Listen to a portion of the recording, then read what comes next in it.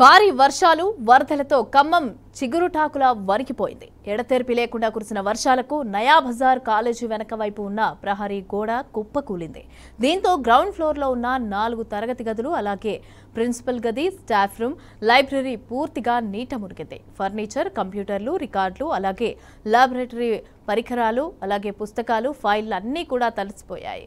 ఉన్నతాధికారుల దృష్టికి తీసుకెళ్లినా పట్టించుకోవటం లేదనే విమర్శలు కూడా వస్తున్నాయి.